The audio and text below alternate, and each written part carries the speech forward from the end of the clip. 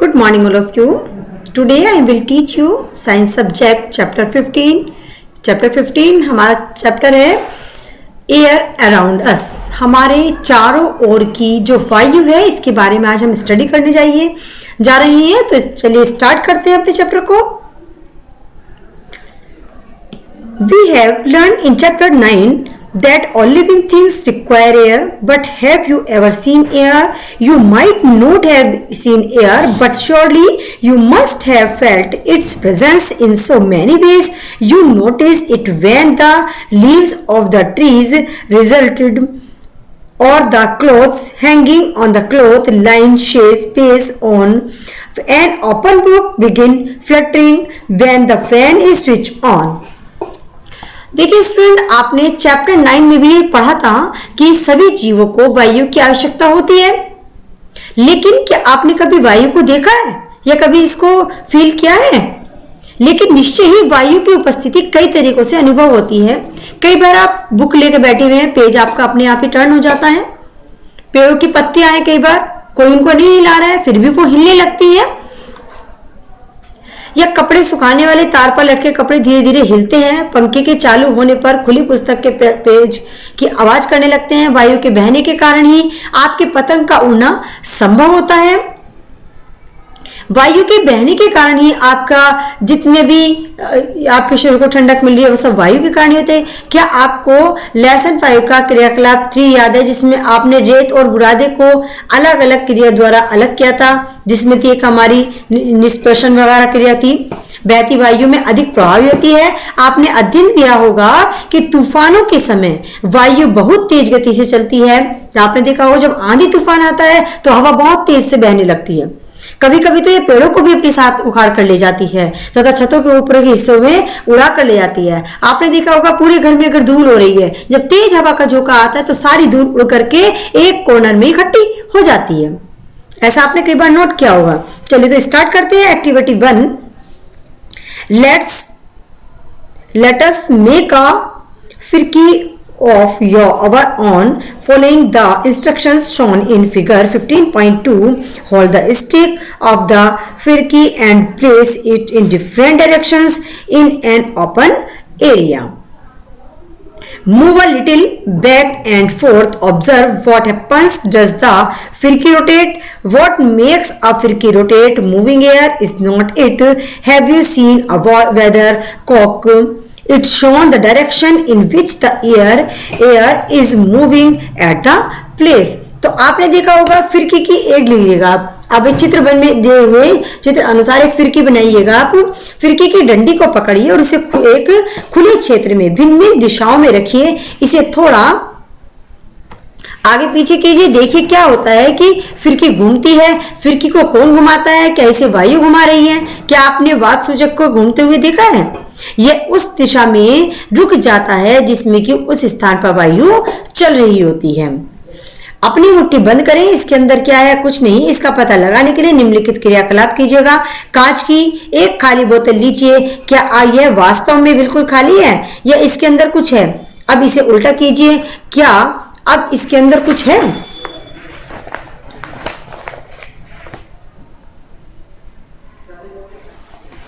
Now dip the open mouth of the bottle into the bucket filled with water as shown figure 15.4. Observe the bottle. Does water enter the bottle? Now tilt the bottle slightly. Does the water now enter the bottle? Do you see bubbles coming out of the bottle or hear any bubbly sound? Can you now guess what was in the bottle? Yes, you are right.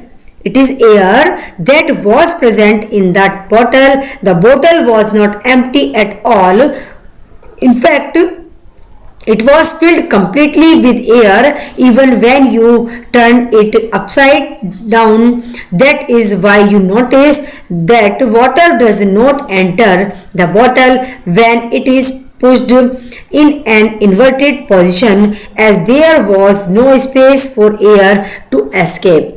तो देखिए होता क्या है कि बोतल को थोड़ा सा तिरछा कीजिएगा। क्या आप पानी बोतल में प्रवेश कर रहा है? क्या आप बोतल में से कुछ बुलबुले बाहर आते देखते हैं या बुदबुदार सुनाई देती है? क्या अब आप अनुमान लगा सकते हैं कि बोतल के अंदर क्या था? हाँ, आप सही हैं, ये वायु है जो कि बोतल में उपस्थित थी। बोतल पूरी तरह से किसी भी प्रकार खाली नहीं थी। वास्तव में इसे उलटने पर भी यह पूरी तरह से वायु से भरी हुई थी।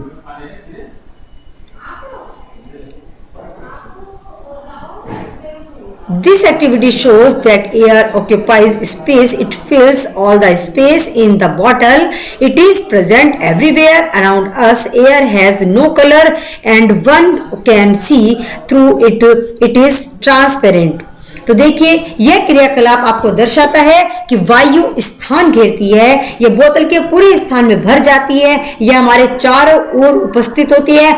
वायु का कोई रंग नहीं होता है, इसके आर पार देख सकते हैं हम, यह पारदर्शी होती है। हमारी जो पृथ्वी है, our earth is surrounded by the thin layer of air. This layer extends up to many kilometers above the surface of the earth and is called atmosphere.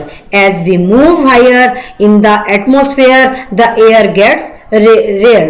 तो देखिए हमारी पृथ्वी वायु की एक पतली परत से घिरी हुई है। इस परत का विस्तार पृथ्वी की सतह से कई किलोमीटर ऊपर तक है तथा इसे वायुमंडल भी हम कहते हैं।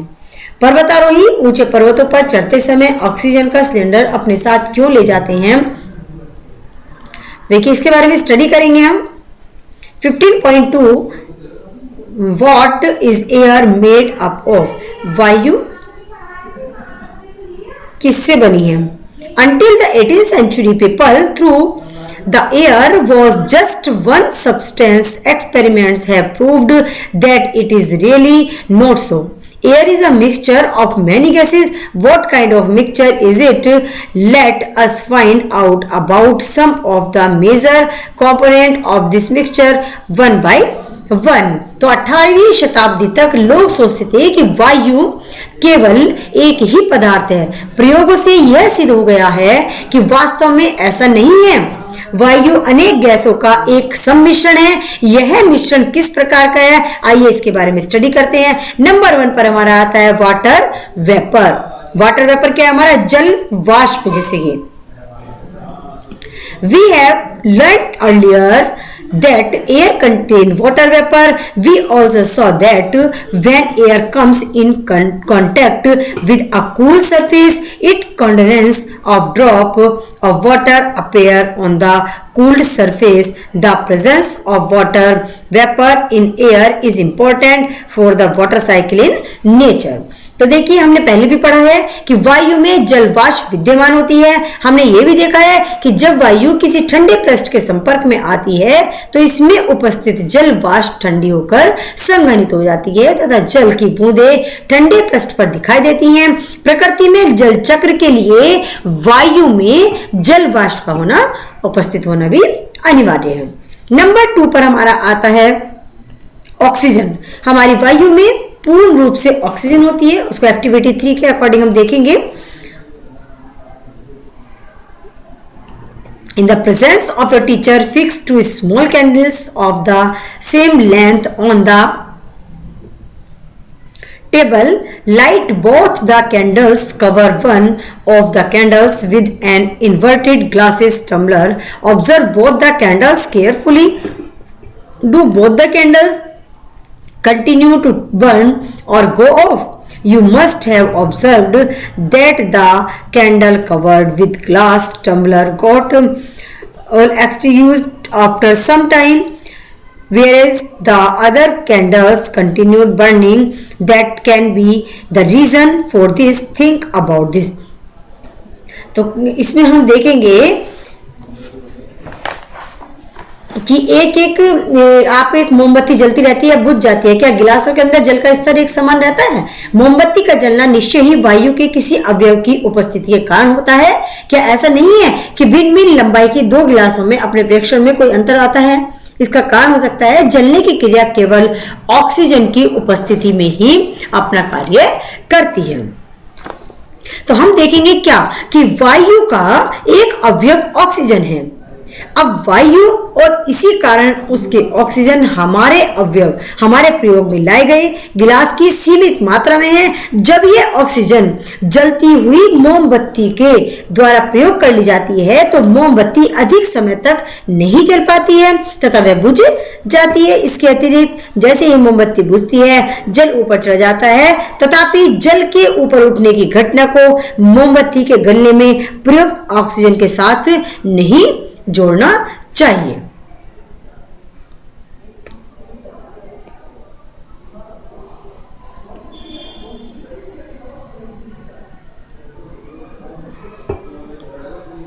नंबर 3 पर आता है हमारा नाइट्रोजन।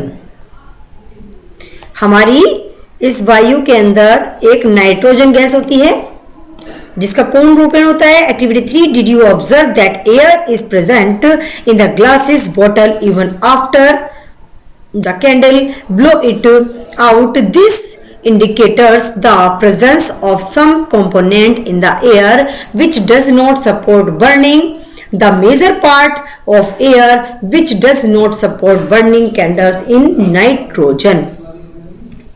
तो देखिए मोमबत्ती के बुझने पर भी के बाद भी क्या आपने यह देखा है कि वायु का एक बड़ा भाग अब भी ग्लास में शेष है। वायु का एक बड़ा भाग जब शेष है तो वायु के कुछ अवयव जलने में सहायक नहीं होते। वायु का एक बड़ा भाग जो मोमबत्ती के जलने में उपयोग नहीं हुआ है वो नाइट्रोजन कहलाता है। यह वायु का लगभग 4 या 5 भाग घेरता है। नेक्स्ट इसी के साथ आता है हमारा मेन चीज है जो हमारी वायु में होती है कार्बन डाइऑक्साइड।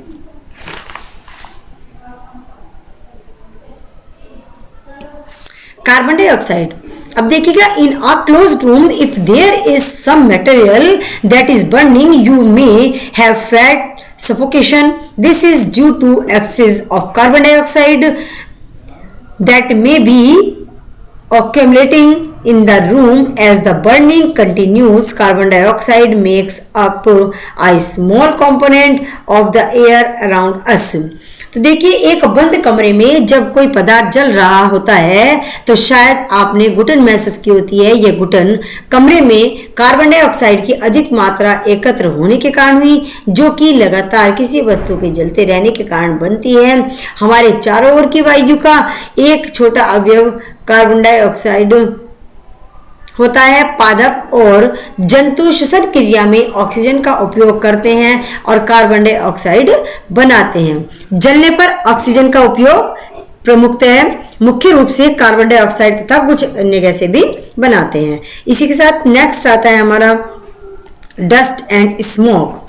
अब हमारी इस जो वायु है हमारी इसके अंदर हमारी डस्ट भी पूरी होती है, धूल के बारीक बारीक कण होते हैं, धुआं होता है। तो डस्ट एंड स्मोक क्या हुआ हमारा धूल और धुआं। तो the burning of fuel also produce smoke. Smoke contains a few gases and fine dust particle and is often harmful. That is why you see long chimneys in factories. This takes the harmful smoke and gases away from our nostrils, but brings it discover the birds flying up to the sky. तो देखिए आपने देखा होगा कि ईश्वर ईंधन और पदार्थ के जलने से धुएं भी उत्पन्न होता है। धुएं में कुछ गैसें या सूक्ष्म धूल के कण भी होते हैं जो प्रायः हानिकारक हो सकते हैं। इस कारण आप कारखानों में लंबी चिमनियां भी देखते होंगे। चिमनियां हानिकारक धुआं निकालती हैं जो हमारी नाक से हमारी तथा गैसों को हमारी नाक से दूर ले जाती हैं, लेकिन आकाश में उड़ते हुए पक्षियों के बिल्कुल नजदीक ले जाती हैं। वायु में धूल के कण सदैव उपस्थित रहते हैं। तो स्टूडेंट इसी के साथ इस पीरियड में आपके चैप्टर को यहीं स्टॉप करते हैं। आगे का चैप्टर नेक्स्ट पीरियड में करेंगे। आप सभी को अच्छे से वीडियो को वॉच करना है, बुक से रीड करना है। Thank you everyone.